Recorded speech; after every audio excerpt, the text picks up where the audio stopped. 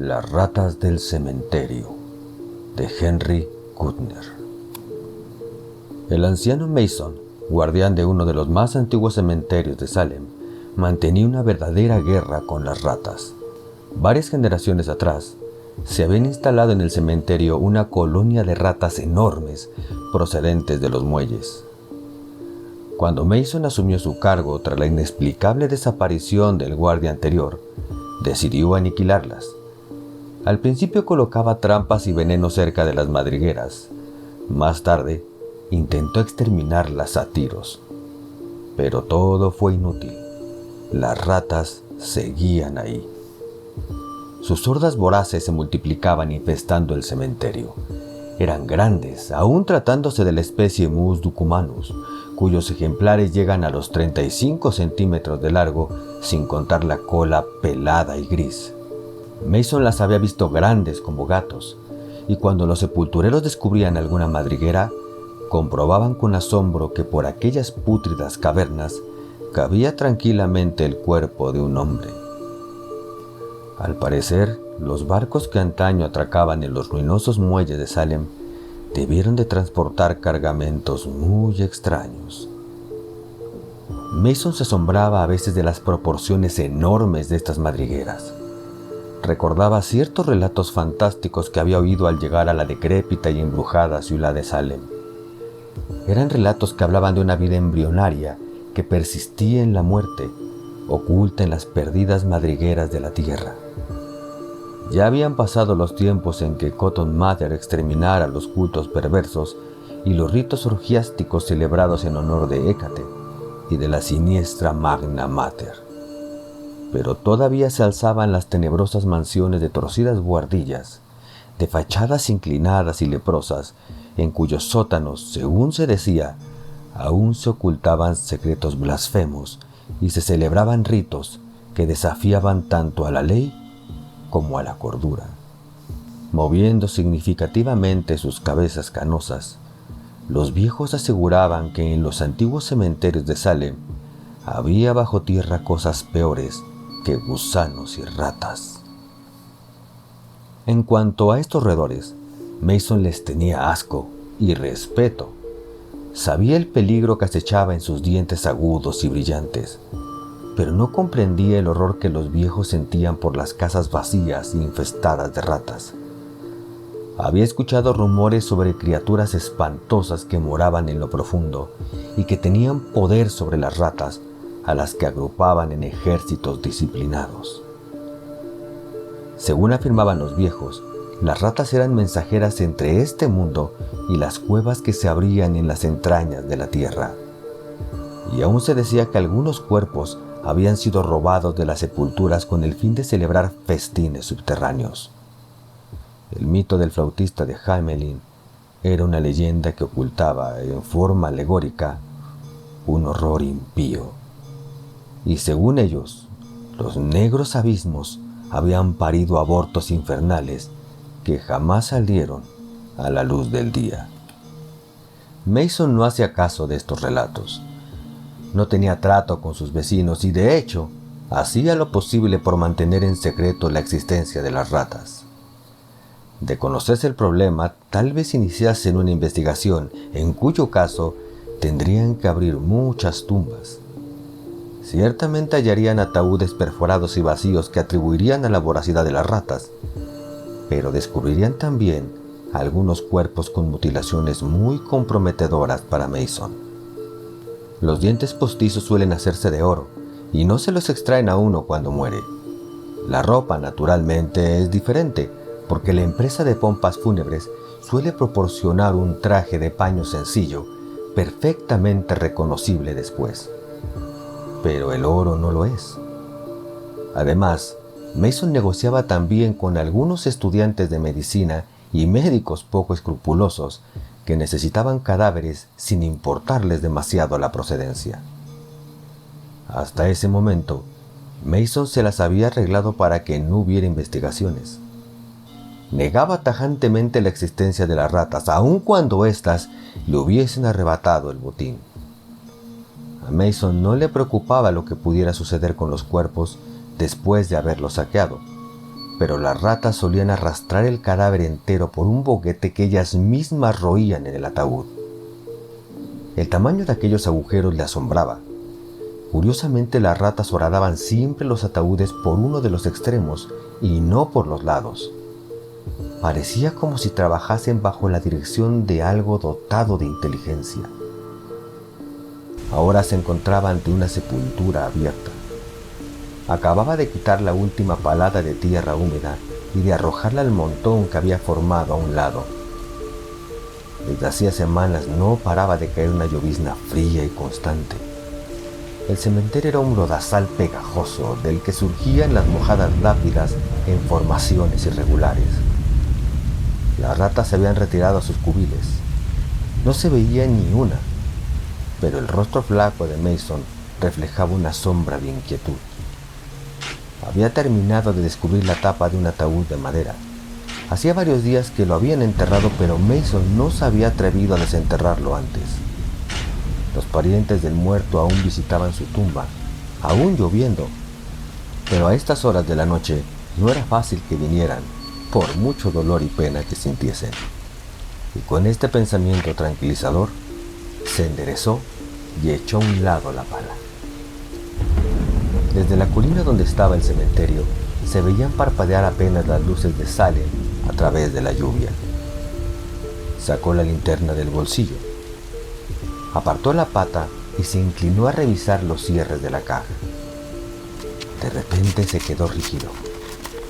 Bajo sus pies había notado un murmullo inquieto, como si algo arañara o se revolviera dentro. Por un momento sintió una punzada de terror supersticioso, que pronto dio paso a una ira insensata al comprender el significado de aquellos ruidos. Las ratas se le habían adelantado otra vez.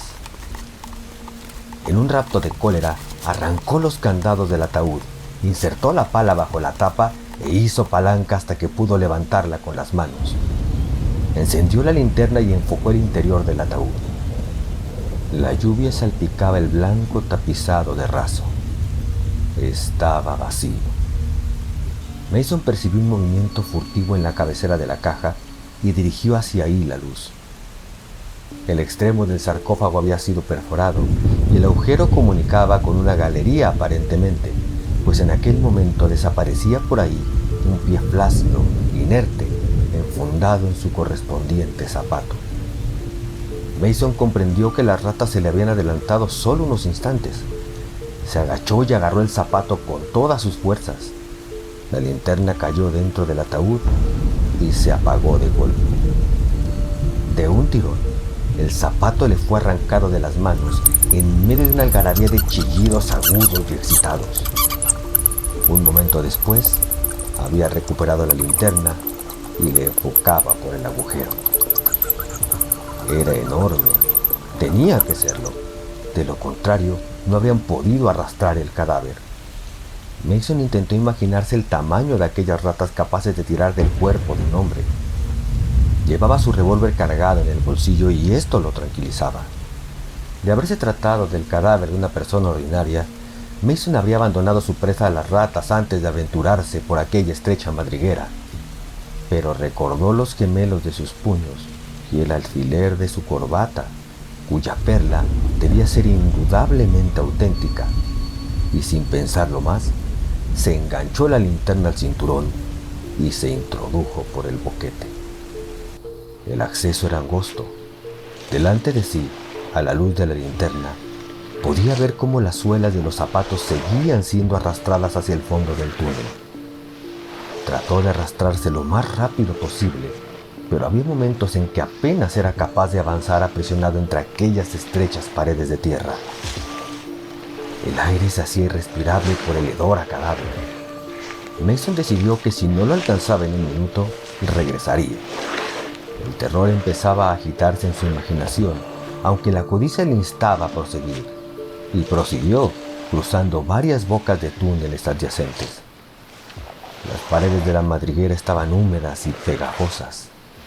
2 veces oyó a sus espaldas pequeños desprendimientos de tierra. El segundo de estos le hizo volver la cabeza. No vio nada, naturalmente, hasta que enfocó la linterna en esa dirección. Entonces observó que el barro casi obstruía la galería que acababa de recorrer. El peligro de su situación se le reveló en toda su espantosa realidad. El corazón le latía con fuerza solo de pensar en la posibilidad del hundimiento. Decidió abandonar su persecución a pesar de que casi había alcanzado el cadáver y las criaturas invisibles que lo arrastraban.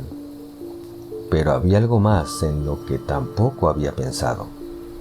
El túnel era demasiado estrecho para dar la vuelta.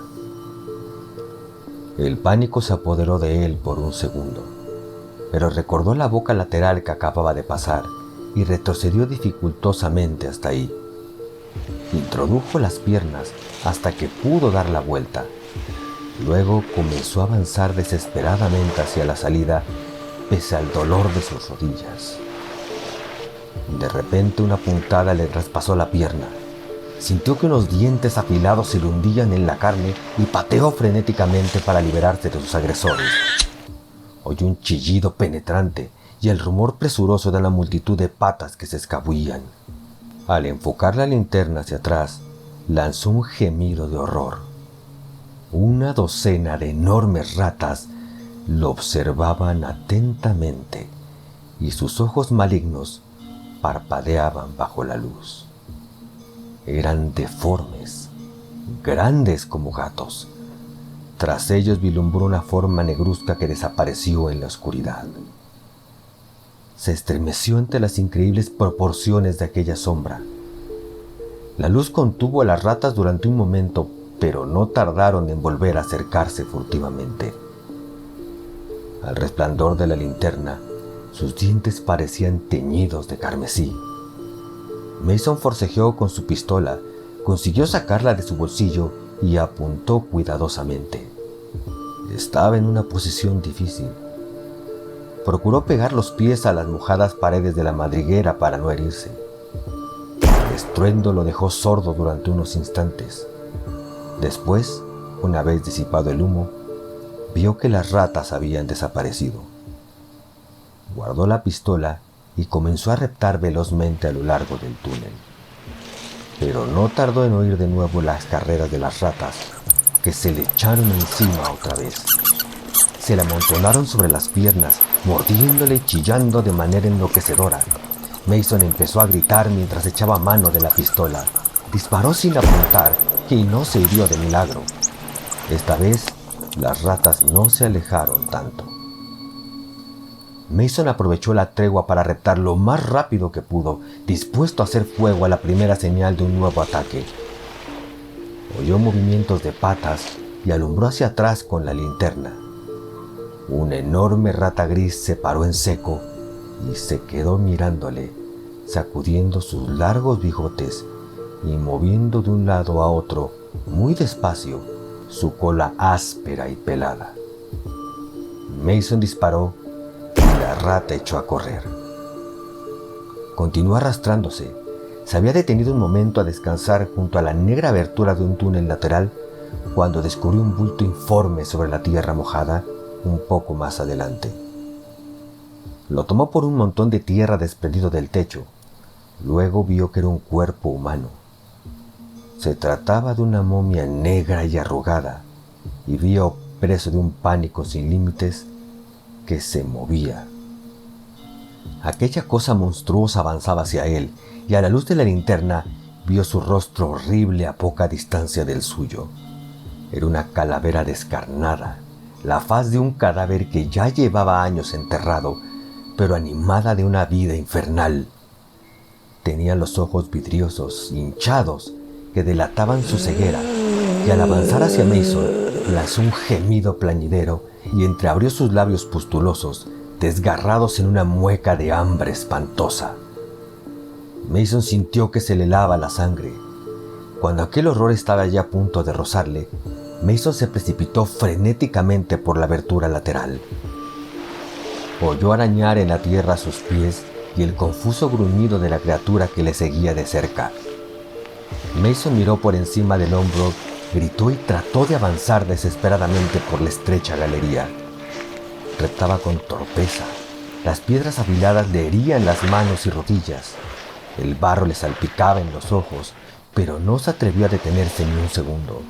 Continuó avanzando a gatas, jadeando, rezando y maldiciendo histéricamente. Con chillidos triunfales, las ratas se precipitaron de nuevo sobre él con la voracidad pintada en sus ojos. Mason estuvo a punto de sucumbir bajo sus dientes, pero logró desembarazarse de ellas. El pasadizo se estrechaba y, sobrecogido por el pánico, pataleó, gritó y disparó hasta que el gatillo pegó sobre una cápsula vacía. Pero había rechazado a las ratas. Observó entonces que se hallaba bajo una piedra grande, encajada en la parte superior de la galería, que le oprimía cruelmente la espalda. Al tratar de avanzar notó que la piedra se movía y se le ocurrió una idea. Si pudiera dejarla caer, de forma que obstruyesen el túnel. La tierra estaba empapada por la lluvia. Se enderezó y empezó a quitar el barro que sujetaba la piedra. Las ratas se aproximaban. Veía brillar sus ojos al resplandor de la linterna. Siguió cavando frenético. La piedra cedía. Tiró de ella y la movió de sus cimientos. Se acercaban las ratas. El enorme ejemplar que había visto antes, gris, leprosa, repugnante, avanzaba enseñando sus dientes anaranjados. Mason dio un último tirón de la piedra y la sintió resbalar hacia abajo. Entonces reanudó su camino a rastras por el túnel. La piedra se derrumbó tras él y oyó un repentino alarido de agonía. Sobre sus piernas se desplomaron algunos terrones mojados. Más adelante, le atrapó los pies un desprendimiento considerable del que logró desembarazarse con dificultad. El túnel entero se estaba desmoronando. Jadeando de terror, avanzaba mientras la tierra se desprendía. El túnel seguía estrechándose hasta que llegó un momento en que apenas pudo hacer uso de sus manos y piernas para avanzar.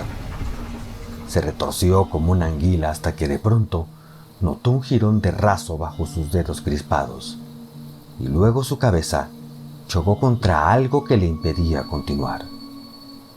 Movió las piernas y pudo comprobar que no las tenía apresadas por la tierra desprendida. Estaba boca abajo. Al tratar de incorporarse, se encontró con que el techo del túnel estaba a escasos centímetros de su espalda. El terror le descompuso. Al salirle al paso aquel ser espantoso y ciego, se había desviado por un túnel lateral, por un túnel que no tenía salida. Se encontraba en un ataúd vacío, al que había entrado por el agujero que las ratas habían practicado en su extremo. Intentó ponerse boca arriba, pero no pudo. La tapa del ataúd le mantenía inexorablemente inmóvil. Tomó aliento e hizo fuerza contra la tapa. Era inamovible, y aun si lograse escapar del sarcófago, ¿cómo podría excavar una salida a través del 1,5 metros de tierra que tenía encima? Respiraba con dificultad. Hacía un calor sofocante y el hedor era irresistible. En un paroxismo de terror, desgarró y arañó el forro acolchonado hasta destrozarlo. Hizo un inútil intento por cavar con los pies en la tierra desprendida que le impedía la retirada. Si lograse solamente cambiar de postura, podría excavar con las uñas una salida hacia el aire. ¡Hacia el aire! Una agonía candente penetró en su pecho. El pulso le dolía en los globos oculares. Parecía como si la cabeza se le fuera hinchando a punto de estallar. De pronto, oyó los triunfales chillidos de las ratas.